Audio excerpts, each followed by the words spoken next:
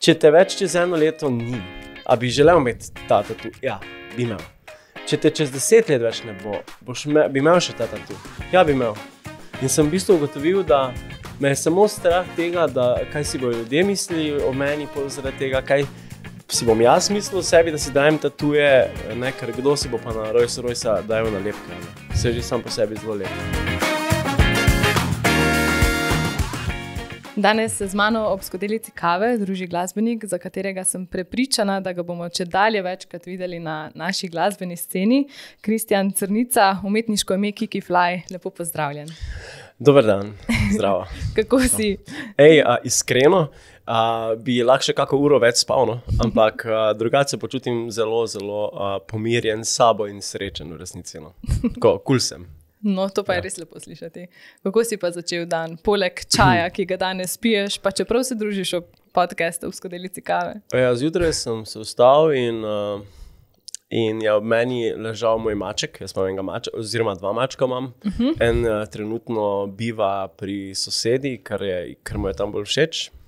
Okay. En drug maček pa je bil pri meni in je zjutraj prišel seveda mjavkat za hrano, tako da me je on zbudil. Ampak itak so cute te mačke in pol sem bil pač, ja valjda, ti bomo dali hrano in sem se zbudil v bistvu že ob 7, mislim malo pred 7. Tako da, evo, pol sem se vstal, pol sem pa še nekaj na računalniku naredil za grafike, za novo pesem, ki prihaja in pol sem se počasi odpravil, no, s kolesom, da sem. Pa drugače piješ kavo? Ne. Ne? Ne pijem kave, imam čaj. Kave pa ne pijem zato, ker sem se nekako, ko sem bil mlajši, ful navadil kave in nisem sploh mogel brez kave. Ok, koliko mlajši? Ja, recimo enih 8 let nazaj, no. Da sem bil takrat malo mlajši, kot sem zdaj. In sem bil čist odvisen, no, od kave, ker sem jo res veliko spil. In pol sem pač na telesu že čutil, veš, da če nisem imel kave, pol sem bil in glava me bolela in ni mi bilo prijetno in rabil sem to kavo nujno in pol če nisem dobil, sem bil v bistvu bolj tečen kot takrat, ko sem lačen. In pa sem rekel, ok, dajmo mi to smanjiti, to življenje. In sem pol v bistvu kar naenkrat nehal to kavo piti, sem si pomagal s čaji. Ampak zdaj pa tudi čajev ne več, ker se mi zdi, da ne rabim. Itak sem ADHD-evec, imam čisto preveč energije v življenju in pol s kavo se še zadeti je zame preveč. Ampak si rabo nekaj časa, da si to dojel, pa zanima me tudi, koliko si se odvadil, glede na to, da si bil res toliko obseden s kavo. Ja, veš, kaj se je zgodilo, sploh ti ne znam povedati, to so eni klikerji pridejo v življenju, ko ni bilo ono, zdaj bom pa jaz nehal, v smislu postopoma ali karkoli, ne, pač jaz sem rekel, ne bom več pil, to je to. In pač sem v svoji glavi, jaz ko si enkrat postavim neke meje, pa cilje, pa tako pol zelo jasno strmim k temu, vseeno sem kozorog. Ljudje pravijo, da znamo kozorogi to zelo dobro narediti, da se v nekaj zapičimo, tako da Jano. Nehal sem tako, iz enega dneva v drugega nehal. Zdaj javnost te pozna kot mladega glasbenika, ki je nekako največ prepoznavnosti dobil na nastopu na hrvaškem Supertalentu. Pa se mi zdi, da vseeno vsi, ko sem brala te intervjuje pa poslušala podcaste, da vsi izpostavijo samo ta dosežek. Sam tvoja pot se je pa že začela že zelo prej. Pa ti gre kdaj na živce, da vsi izpostavijo samo to, ali tudi ti jemlješ to kot svoj največji? Mislim, definitivno to jemljem kot največjo izpostavitev, ne pa kot največji dosežek. Tako.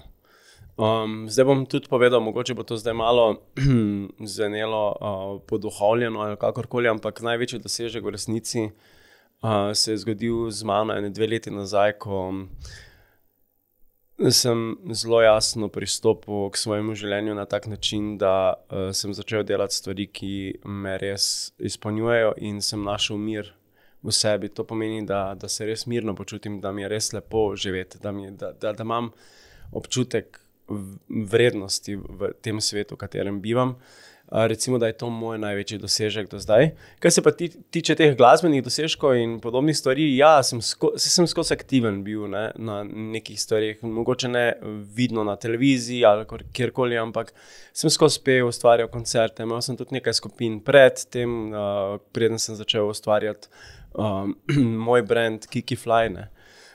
Tako da, ja, Ampak ta na Hrvaškem pa se je zgodilo to, da je ljudem bilo to všeč, ne? Tudi recimo izven Slovenije, torej na Hrvaškem in tako je, ne? Ko si nekje drugje, ne? Na sosedova trava je vedno bolj zelena in tudi kadarkoli Slovenci se premaknemo v tujino, dobimo vrednost, ki je malo drugačna od tega, kot da če delamo samo v Sloveniji, ne? Te to malo moti, se ti ne zdi ravno najboljše to? Mislim, iskreno povedano, tako je, nekako, kar lahko za to naredimo, je to, da mogoče res spodbujamo v Sloveniji še malo bolj slovenske glasbenike, ker jih imamo ogromno mladih, novih slovenskih glasbenikov, ki delajo kvalitetno glasbo, ki izražajo sebe skozi glasbo in se mi zdi, da lahko to podpiramo, no. Da mogoče probamo sami kot ljudje videti to, tudi če nekdo ni izven Slovenije in se ne pokaže. Ne? Mene moti ne v resnici, mi pa mi vseeno. No? Je ena stvar, če bi imel čarobno palčko, bi spreminjal to, ja, ampak je pač nimam, zato probam pač v svojem življenju narediti, da me take stvari, na katere nimam vpliva, ne motijo. Lahko pa sem jaz nekdo, ki recimo pokaže, ne. In sem ta človek, ki pač bo delal v Sloveniji in pokazal, da se da kvalitetno glasbo delati v Sloveniji in da ni zato potrebno, da gremo v tujino, ne. Tako da imaš namen ostati v Sloveniji, tukaj ustvarjati, tudi v slovenščini ustvarjati, vseeno imaš nekaj komadov v angleščini, ne? Imam, ampak bom zdaj čisto tako povedal. Jaz se ne branim tega, da v tujini delam. Moja glasba je tudi za ljudi na Antarktiki. A veš, ni samo za Slovence. Čeprav iz mene prihaja slovenski jezik, ampak hkrati prihaja tudi angleški, a ne? Tako da, ja, če se bo pojavila kakšna pot v tujino, z veseljem, nekako si sebe predstavljam tudi enkrat na Euroviziji. Mogoče se bo to kdaj zgodilo, mogoče ne, ampak nekako od zmeraj sem čutil, da bi lahko bil del tega. Tako da si ne bi zapiral poti s tujino, je pa res, da je pa moj dom tukaj in želim v bistvu nekako tudi se zadiniti, tako da bom živel v Sloveniji, ker mi je všeč, ker imam rad Slovenijo. Mogoče kdaj malo umaknjen iz samega centra, ampak ja, Slovenija je moj dom, jaz pišem v slovenščini in se mi zdi, da je to pač pomembno, da sem tukaj, no. Lepo si tole povedal. Se čuti neka tvoja ljubezen oziroma navezanost na Slovenijo?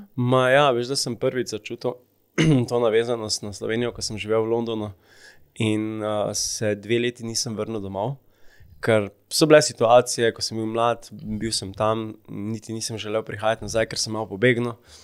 Ampak bolj čez 2 leti sem prišel nazaj domov in so me starši prišli na letališče iskati in smo se sedli v avto in so me peljali in sem jaz gledal to našo naravo. Vmes se je vrtela slovenska narodna zabavna glasba in sem jo prvič v življenju začutil, kako ima v meni en tak doprinos, kako je v bistvu to del moje kolektivne zavesti, v kateri sem bival kot otrok. In sem spremenil tudi pogled na to, ne, na to glasbo, ker vseeno smo se nekako razmejili kot glasbeniki in kot ljudje. Ti si poslušajo narodno, ti poslušajo bla, bla, bla. Hvala Bogu smo imeli tu eno super oddajo v petek zvečer, ki je zelo lepo povezala glasbo. In meni se je to takrat zgodilo, da sem v bistvu začutil tudi to glasbo kot neko mojo glasbo, ki mi je všeč. Sicer je ne izvajam, ampak takrat sem nekako v bistvu občutil Slovenijo tako v polnosti. Tudi skozi glasbo v resnici. Tudi skozi to, ko sem videl, kako lepo je in ko sem prišel domov. In takrat me je najbolj močno zadelo to, ker sem šele takrat ugotovil, kako domotožje sem imel v bistvu. Ja, zagotovo, ne? Zdaj tam je čisto druga kultura, pa 2 leti je vseeno neka dolga doba, da ti ni doma, ne? Ampak ko si že ravno omenil to predalčkanje pa mejitev, v kakšen žanr pa se tebi zdi, da spadaš? Kako bi opisal glasbo, ki jo ustvarjaš? Ja. Definitivno se je v meni zgodila ena stvar, in sicer jaz nikoli nisem zares poslušal veliko radia, niti veliko glasbe, niti nisem gledal televizije.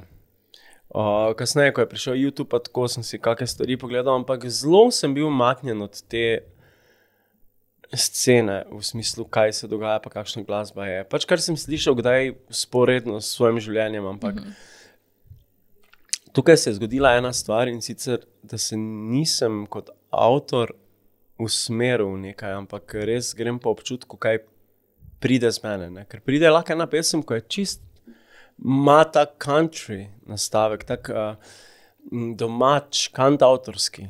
Pol iz mene pride ena pesem, ki nosi čisto energijo nekih pra-80s zvokov, synthesizerjev, odmevov na bobnih. Pol pride kakšna stvar, ko je čisto zapeljana v rok, pol pride kakšna stvar, ko je balada in je šlagerska balada. Ne vem, kako če je šlagerska, v bistvu pač lep izraz, no, ampak ful različne stvari prihajajo z mene. In nekaj časa sem imel občutek, da se rabim usmeriti, da ljudje rabijo rdečo nit, da bojo vedeli, kakšno glasbo od mene pričakovati, ali je to pop, ali je to rock, ali je to 80s disco, ali so to same balade, so to šansoni ali pa pevke, ker vse to prihaja z mene. In sem kar nekaj časa trpel v resnici, tako res trpel, res mi je bilo težko, ker sem želel imeti lastno identiteto v smislu glasbeno. Res sem si želel, da bi nekdo točno vedel, tako, ja, Tabuji vemo, kaj delajo. Tabuji delajo pop, dober pop, super. Siddharta, vemo, kaj delajo. Ja, vemo, kaj delajo Jokerji. Vemo. Jaz sem bil, kaj pa Kiki the Fly dela? Kako bo komu jasno, kaj jaz delam? In potem sem ugotovil, da bom pač po moje ta artist in da človek v Sloveniji, ki bo pač prinašal različne stvari. In morda ne bom nikoli imel rdeče niti. Ampak to še ne pomeni, da ne bo ljubezen v mojem delu, ne. In tako da to, če pa se slučajno zgodi, da skozi publiko in skozi glasbo, ki nastane, vidimo, da je nekaj še najbolj primarno pri meni in bojo to ljudje imeli najraje, pa mislim, da bomo skupaj z mojimi fani in z mojo publiko rasli in bomo pač delali to rdečo nit. Ampak do čim tega ni, si probam pustiti odprte roke. No. Ja, zdaj, ko te poslušam, bi tak na kratko rekla, da delaš tistemu, kar čutiš, slediš nekemu navdihu, pač kar pride, ne? Ja, pa veš kaj, ljudje se tudi spreminjamo konstantno. Sej nekako že ostanemo vizualno dosti podobni, razen malo se gubic dobimo, pa malo težje hodimo, ko smo starejši. In še vedno imamo verjetno neke prioritete v življenju nastavljene, ko so kar konkretne čez celo življenje, ampak si pa velikrat, rastemo ljudje, recimo postajamo bolj spoštljivi do sebe, postajamo bolj zavedni in tako. In ko se ti to dogaja, drugače razmišljaš, druge stvari sprejmeš v svoje življenje. Ne? In je definitivno pač ta sprememba konstanta. In isto je pri glasbi pač. Tudi glasbenik v resnici nikoli ne zaključi svojega dela. Samo zapusti ga. In mi je to pač, in ko pogledam nazaj na svoje delo, še vedno bi ga lahko kadarkoli popravil, mogoče bi ga čez 10 let zapel popolnoma drugače, oziroma bi popolnoma drugače spremenil besedilo, ker to, kar je takrat razmišljal, ni več niti približno v njegovem dosegu. Ne? Ampak artist si in dal si to v tistem trenutku. In še zdaj obstajajo ljudje, ki se pa zdaj v tem trenutku lahko s to pesmijo, ki si jo ti že prerasel, zbližajo. Ne? Tako da pač to ostaja. Ne? Se mi zdi, da artisti pač mi moramo nekako sprejeti tudi to našo preteklost, ne? Skozi glasbo, ker vseeno jo iniciramo in damo ven, ne? Da jo ljudje lahko gledajo. Ne? A potem tudi ti kdaj na kakšno pesem za nazaj pogledaš, pa si rečeš, to bi pa bilo drugače, zakaj sem to naredil? Ja, to je konstantno, ampak probam biti spoštljiv do svoje preteklosti. No? Ne glede na to, kakšna je bila, ne glede na to, kako mi takrat ni pomagala ali pa kakšen drugačen človek sem bil. Probam biti spoštljiv do tega, da takrat sem bil tak in da zdaj sem tak, kot sem zdaj in da takšen, ko bom čez 10 let, bom čez 10 let. Zdaj moramo pa omeniti tudi tale album orkestralnih pesmi za otroke, ki se imenuje Igra življenja, pa se mi zdi tudi nekaj takega svežega na sceni. Plus, da ste uporabili pomoč drugih znanih slovenskih pevcev. Ja, veš kaj, v Sloveniji imamo par artistov, ki so ustvarjali otroško glasbo, takih najbolj vidnih. Imamo Romano Kranjčan, pa Neca Falk z Mačkom Murjem. S katerim si ti zelo povezan, tako, sem zasledila. Tako. Pa tudi Heidi, recimo Heidi Korošec, ona je kot mlada izjemno pripomogla k temu glasbenemu svetu otroških pesmi, ker jih je bilo ogromno in ljudje so si jih peli in otroci, in je bilo kar vidno. V glavnem, kar želim povedati je, da Maček Murja, z njim sem pa povezan izključno iz tega, ker to je pa tako zimzelen album. Ta ne bo nikoli umrl, katerakoli generacija bo poslušala to, pa lahko že 1000-krat slišiš ta album, ampak ko si ga boš poslušal, boš vedno znova in znova presenečen na tem, kako je surov, kako je inteligenten in kako je v bistvu zelo muzikaličen album. Hkrati pa zelo kar popeljete, tudi kot otroka. Otrokom je všeč. In meni je bil ta album referenca. Ne sicer zvočna in v smislu, kak band igra, ampak referenca te muzikaličnosti. In ja, ta album je v bistvu nastajal kar dlje časa, ker jaz sem delal na osnovni šoli vsaj 10 let in medtem smo napisali ogromno pesmi. In včasih, če pesmi stojijo, prinašajo energijo zastaranosti in energijo poležanja.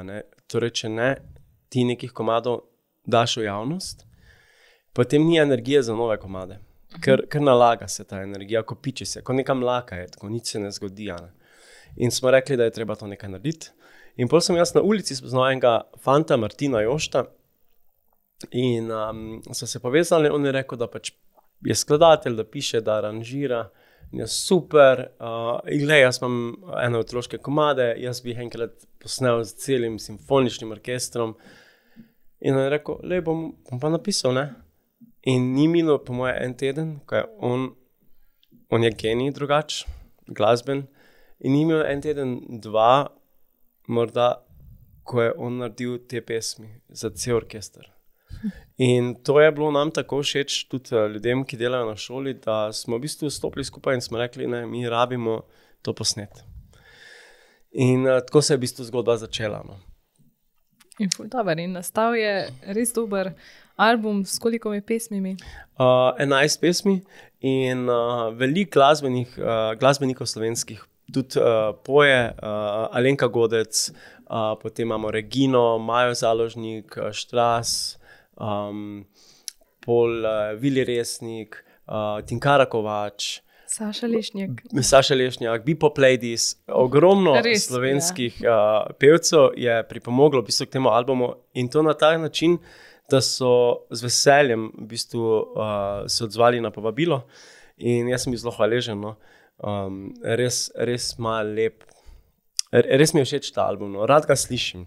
Pri tem albumu se bi seveda še dalo kaj popravljati, vsak bi lahko kaj popravil, ampak jaz mislim, da tako kot je tako dober. Mislim, jaz si ga rad poslušam, veš. To je tudi pri artistu ponovadi, da mi svojo glasbo potem, sicer imamo radi, ampak se lahko naveličaš stvari, ne. Ampak jaz se še nisem naveličal tega, tako da to je zelo dober znak. Ful dobro. Ja.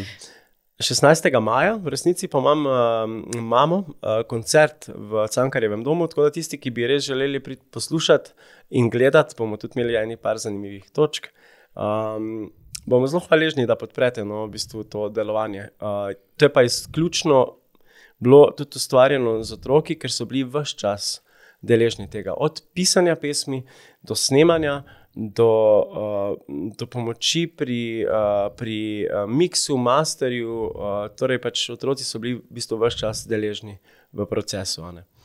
Ful dobro, to je mogla biti za njih res taka dobra izkušnja. Ja. To ne doživi vsak. Res je, pa veš, zdelo se mi je, da je fino, da otroci vidijo, da je delo glasbenika tudi delo, da je to tudi služba v resnici, ki je pa pač lahko lepa, ne. ampak sem želel, da vidijo proces, kaj se vse dogaja, ker marsikdaj mi ne vemo, kaj se dogaja za tem, recimo, pa ne govorim samo o glasbenikih, govorim tudi o športnikih, kakšni treningi, koliko odpovedovanja, koliko nekih stvari, ki jih mi ljudje zunaj ne vidimo. Tako da želel sem pač otrokom samo približati delo glasbenika, da ga vidijo in da če se kdaj odločijo, da bodo glasbeniki, da bodo imeli mogoče malo lažjo pot v izkustvu, da bodo že pač imeli to izkušnjo. Ne? Zelo lepo. Ja. Res lepo. Hkrati pa delaš tudi na svoji glasbi. Ja. Vidim, da se vse to prepleta, da si zelo dejaven, zelo aktiven. Povej nam, prihaja nova skladba z naslovom? Na vseh poteh. Pesem Na vseh poteh je nastala v 5 minutah na Sotočju, ko sem sedel. Pesem v bistvu govori o tem, kako je še vedno nekdo del nas na vseh poteh, tudi če ga ni več. V smislu, v videospotu bo videti en mlad par, to sta Ciril in Anika, ki sta že od malega v bistvu skupaj, se imata rada in v bistvu tudi, ko sta starejša, postaneta par. Ciril potem mora na eno potovanje, kjer zaradi zlomljenega srca umre, ker je bil preveč daleč stran od ljube osebe. Anika je med tem časom v bistvu noseča in rodi otroka Antona. In potem je v bistvu ta Anton protagonist, ki govori o tem, da je njegov oče še vedno v njemu na vseh poteh, ne glede na to, kam gre. Je kaj iz tega si črpal iz svoje zgodbe? Ne, sem pa črpal iz zgodbe, ki jo poznam. Tako da, ja, je ena taka lepa zgodba v resnici, težka, ampak lepa. In tudi videospot je v bistvu prikazuje to zgodbo. Videospot sem naredil izključno cel iz papirja. Tako da gre za eno tako v bistvu umetnino, pri kateri so mi pomagali moji prijatelji in kreativci in sem jim zelo hvaležen. Bela Pak je ilustrirala v bistvu vse te like in pri sceni mi je pomagalo ogromno mojih prijateljev. Tako da so prihajali k meni domov, rezali smo rožice, rezali smo te like, ustvarjali papirnate scene, da je na koncu v bistvu nastal en tak videospot, za katerega sem zelo, zelo hvaležen in sem zelo ponosen nanj, da smo uspeli to idejo pripeljati do konca, ker ni bilo toliko enostavno. Ker, veš, jaz sem mlad artist, jaz nekega budžeta in denarja zdaj za videospote, ki so vredni 5-6 tisoč evrov, nimam. Trenutno. Sej morda v prihodnosti bo to vse mogoče, ampak zdaj trenutno ni. In sem rekel, kako lahko najceneje naredim videospot, ampak da vseeno dam zgodbo. In sem rekel, ja, papir je najceneje. Bom delal s papirja vse. In dejansko je cel spot iz papirja. In tu se je tudi ena taka skupnost zgodila. Veš, ljudje so hodili k meni. Jaz sem imel v bistvu dneve odprtih vrat. Ljudje so prihajali, če so prišli not zdravo, super, vsedi se, to delamo, to režemo. Super, smo se pogovarjali, peli smo. Jaz sem imel kitaro, v enem trenutku nas je bilo tako 20, ki smo ustvarjali in vsi držali neke luči in ustvarjali eno sceno skupaj. Tako da, ja, bili so tudi momenti, ko sem bil čisto, pač jaz se ne grem več tega, ker je pač ne morem, to se mi vse mečka, te žičke ne deluje, jaz ne bom več delal. Ampak to je bilo enkrat ali dvakrat, v celem procesu, ampak ja. Na koncu je to izpadlo, da je bilo vredno, tudi če bi se še več sekiral. In kdaj pride ta videospot? Ja, 25. pride, 25.4. To je naslednji teden v četrtek. Mislim, da bo že zunaj, ko bojo tole poslušalci super, pa si bojo lahko pogledali na vseh poteh in jaz mislim, da bojo uživali v zgodbi. Hkrati je pa tudi pesem zelo, zelo lepa. Peter Dekleva, kitarist pri Hamo and Tribute to Love, ne? Tovareza. Torej pri Hamotu in on je v bistvu prevzel producentstvo in je produciral ta komad in nama je všeč. Tako da smo zajela v bistvu to noto te zgodbe. No, se vprašala sem te pa zato, ker tudi mene zanima, kako bo izgledal ta videospot. Res me zanima, zdaj, ko si rekel, vse iz papirja. Ja, tako da, lahko mi čakam, no, da ga vidim. Veš kaj, se to lahko zdaj tudi gledalci zvejo. Jaz ta videospot že imam. Tako da pač po najnem podcastu boš verjetno lahko prva, ki ga bo videla. Super. Ja. Už kakšen privilegij. Ja. Je pa verjetno tudi dobro, da poznaš to neko zgodbo, iz katere črpaš, zato ker verjetno lahko vse skupaj potem zapoješ, izvajaš bolj iskreno. Zdaj tudi ti kot glasbenik si pa znan potem, da si avtentičen, podpreš svoje srce. Ja. Jaz to kar naredim, veš, ker se mi zdi, da sem dobil neko darilo, te pristnosti, da me mogoče ni strah biti tako, kot sem, pa nekako sem se skozi življenje naučil, da tudi napake, ki jih imam, ker jaz to, da sem jaz ok, pa pristen, pa to ne pomeni, da za tem ne stojijo tudi bolečine. Ne? Pač človek gre v življenju čez marsikakšne stvari, zato da na koncu pride do te pomirjenosti, da lahko deli sebe. Dočim se mi pač skrivamo, so te bolečine z nami in so sam pač dokaz tega, da želimo to prekriti tudi pred sabo.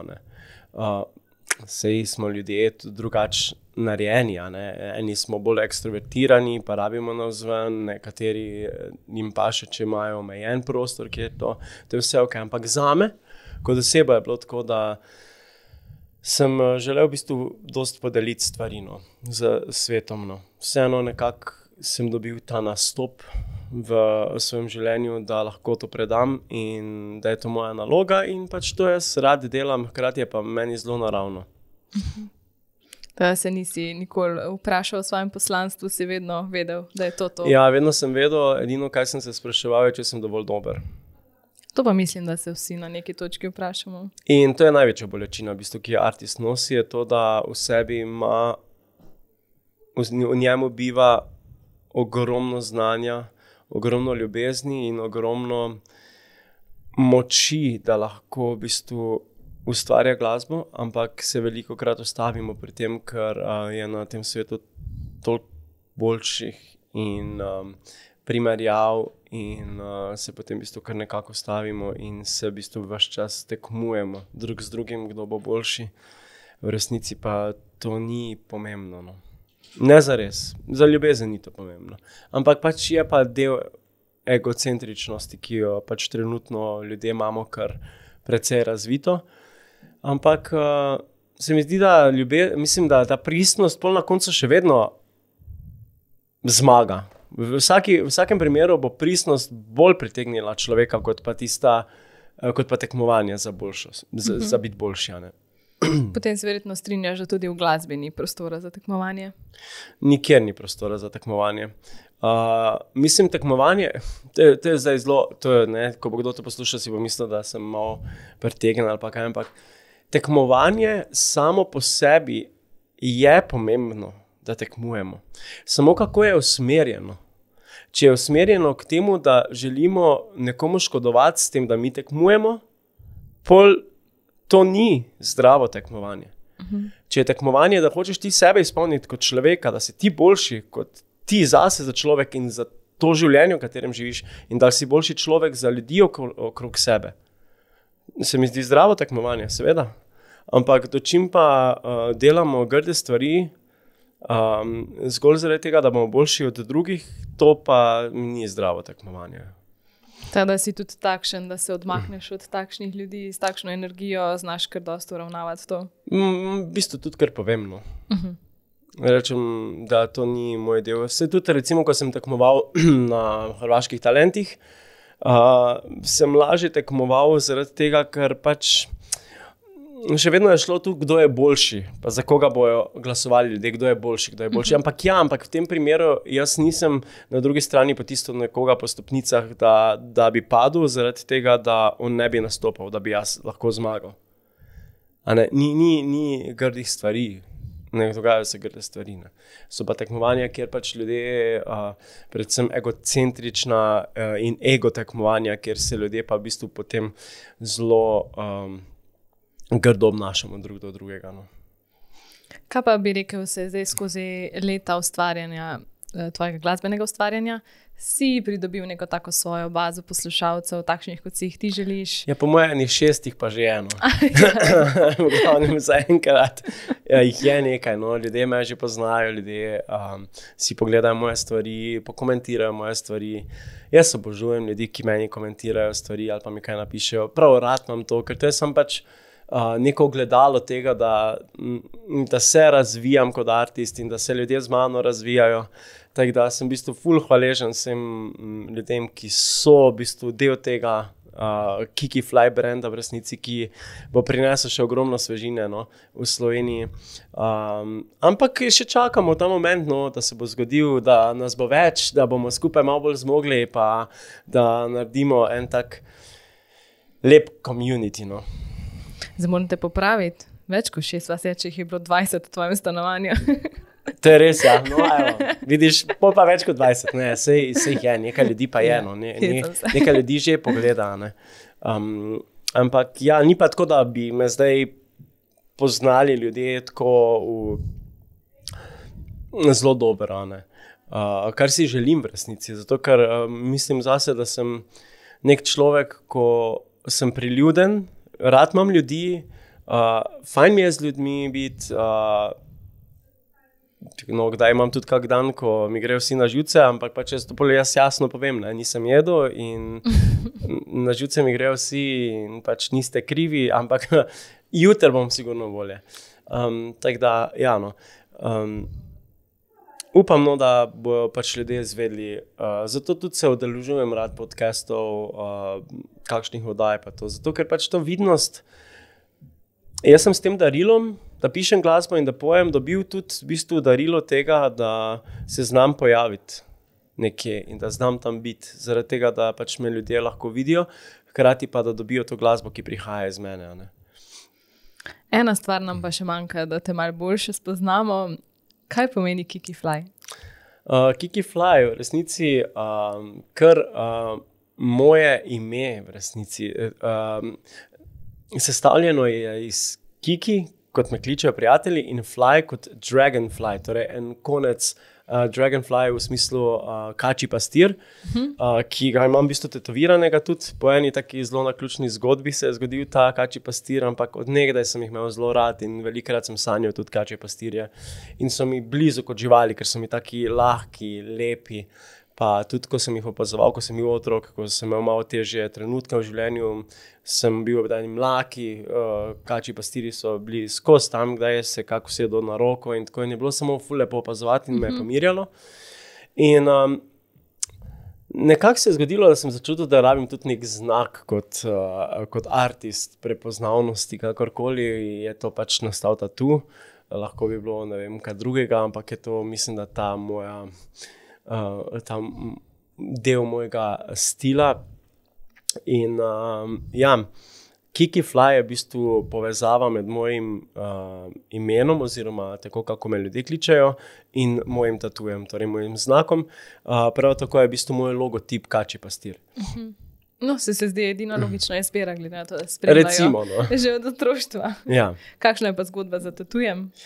Za tatujem je pa bilo tako, da jaz sem si skozi risal, ampak skozi tukaj zgoraj risal z flomastri in tako. Take črtice, pa oljčne vejice, pa tako vedno mi je bilo ful všeč tukaj nekaj imeti narisano. Na kakih nastopih, no, tako. Da je bilo pač malo bolj tako vizualno, ne. Ker vseeno pač, a veš, mi artisti se skozi stil tudi, pa skozi oblačenje malo pokažemo, ne. In pač sem si velikokrat to risal. Pol pa sem enkrat začutil, da bi rad imel kačjega pastirja. Prav začutil sem in je moja prijateljica tetoverka me povabila, da mi pa boš naredita tatu za kompenzacijo učnih ur. Torej jaz sem z njo se učil pet, ona je pa meni naredila tatu. Tako da sem ji zelo hvaležen, zelo rad imam ta tatu. Bilo me je strah, ampak v danem trenutku mi je bil občutek, Kristjan, če te več čez 1 leto ni, a bi želel imeti ta tatu? Ja, bi imel. Če te čez 10 let več ne bo, bi imel še ta tatu? Ja, bi imel. In sem v bistvu ugotovil, da me je samo strah tega, da kaj si bodo ljudje mislili o meni, pol zaradi tega, kaj si bom jaz mislil o sebi, da si dajem tatuje, ne, ker kdo si bo pa na Rolls-Royce dajo nalepke, ne. Vse že sam po sebi zelo lepe, ne.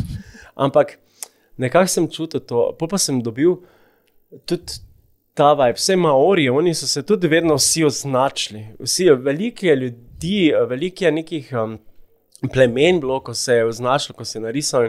Jaz sem prav čutil, da hočem biti na nek način označen tega in pač bom vse na tak način, ko si ga slaki izberem, mi je lepne. In se je tako zgodilo, no, tako da evo, je ta prijateljica potem naredila ta tatu, ki je zelo bolel. Od 1 do 10? Ja, kar 10.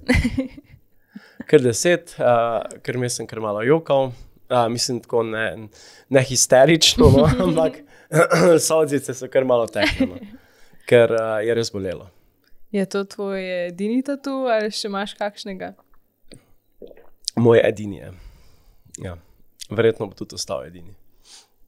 Zanimivo. Ja. Kiki Fly, pa dajva še skočiti na zadnji del pogovora. Okay. Imam za tebe nekaj kratkih vprašanj. Vem, da si mi že zaupal, da po noči potrebuješ 8 ur spanca. Ja. Me pa vseeno zanima, ali si zgodnja ptica ali jutranja? Jutranja ali nočna? Oboje sem. V bistvu, iskreno, mislim, da sem oboje. A je to možno, da je človek oboje?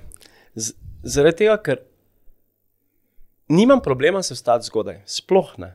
Rad se vstanem zgodaj, sploh zaradi tega miru, pa tišine, ko je načeloma čez dan ni. Pa ko je še mračno, pa potem sonce prihaja, to mi je v bistvu ful lepo. Hkrati pa zelo rad spim, ampak nikoli dlje kot do 9. No. Tako da mislim, da sem bolj ta jutranji, ampak pa tudi potrebujem veliko spanca. No. Pa zvečer grem zelo rad hitro spat. Da, mislim, da si bolj jutranja ptica. Ja. Oziroma pomembno je, da imaš dosti spanca. Ja, res je pomembno. Pri nas, ko imamo še kakšne koncerte kdaj in nastope, pa se z nas zgodi, da moramo zelo sprejeti dejstvo, da bioritem naš ni nikoli povsem enako vreden. Mislim, tako v balance, ne, v razmerju, ampak vedno iščeš tiste luknje, da se naspiš. No. Mogoče ti pa zato oboje ustreza. Ja, morda. Imaš kakšno šibko točko? Ja, več jih imam. Ja, veliko je šibkih točk. Katera ti najprej pade na misel?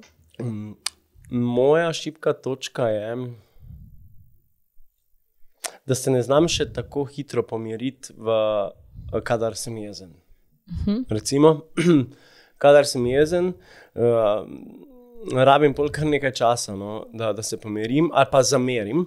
Moja šibka točka je tako, da še ne znam v bistvu hitro oprostiti stvari. Kadar gre za neko večjo zamero, sem tako res rabim nekaj časa, da se sprostim okrog tega.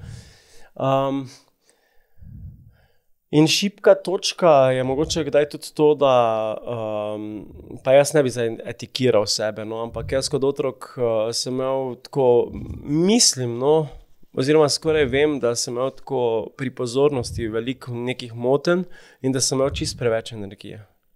Kot otrok jaz ne bi mogel 1 uro, zdaj tako ni šans sedeti s tabo, tako mnogo.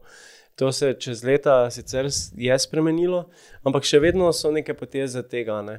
In jaz bi rekel, da to ni šibkost, ampak kdaj zaznavam, da je moj fokus pač res omejen in da deluje samo takrat, kadar delam nekaj, kar je res moje in se motivira. Ne? Zaradi tega sem se odločil tudi za glasbo, ker tukaj vidim največ fokusa. Tako da bi rekel, fokus mogoče tudi, da je kdaj šibek, ampak v resnici mi gre ful dobro. Lepo, da se znaš pohvaliti. Ja. Mislim, malo se moramo kdaj. Mislim, ampak to itek sem pohvalil zato, ker jaz s tem delam, ker je meni težko s tem. Ne?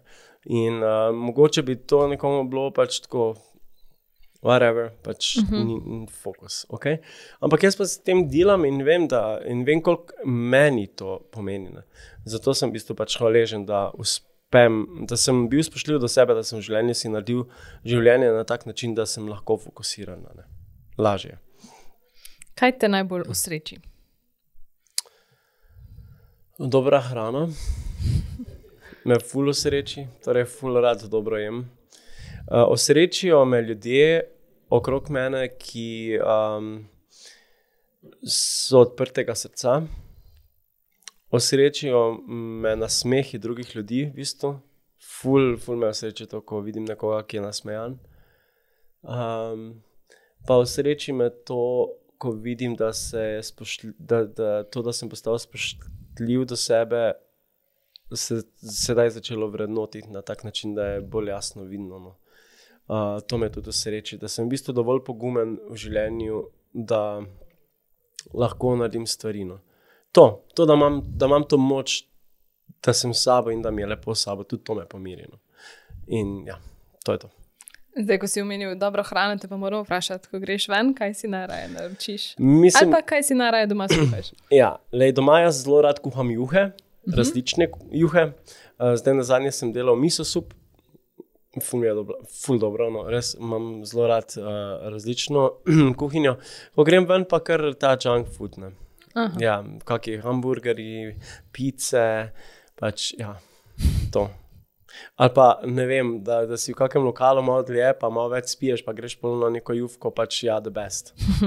Ampak se pa tudi fine dining mi je pač zelo všeč, da se usedem, da je slow food, da se počasi dogajajo stvari, da lahko res okušam te stvari, tudi to mi je zelo všeč, ampak zato imam pač to dejansko malo časa. Zdaj, jaz se rad, za take stvari se res rad sedem, da se mi nikamor ne mudi. No. Drugače pa s kolegi, pa to, ko gremo, imam zelo rad te res take pice, pa to, pa tudi morsko hrano v resnici. Za konec me pa še zanima, kaj je najlepši kompliment, ki si ga prejel, pa se ti je res vtisnil v srce?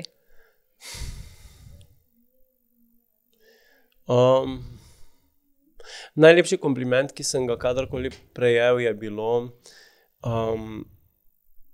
ko je moja prijateljica dobila nalogo, da opiše eno osebo, ki jo ceni v življenju, je naredila cel spis, v bistvu tega, kako pomembnost in vrednost imam v njenem življenju. In ko mi je dala za prebrati to v bistvu pismo, ki ga je imela na eni nalogi, ona je psihologinja je in je imela za nalogo pač opisati ta del, in ko sem to prebral, v bistvu, to je bil do zdaj najlepši kompliment. No. Zdaj, moral bi prebrati to, ampak nimala časa. Je pa bilo o tej pomembnosti, kako sem v bistvu pomemben za njeno življenje in kaj ji prinašam. In to je bil pač v bistvu najlepši kompliment. No. Zelo lepo. Ti je dala tudi ta spis, da ga imaš doma. Tako. Zelo lepo. Ja. Kristjan, Kiki Fly, najlepša hvala, da si se mi danes pridružil, da sva lepo poklepetala. Hvala vam za vabilo in srečno v podcastih naprej. Tebi pa enako v glasbi. Hvala.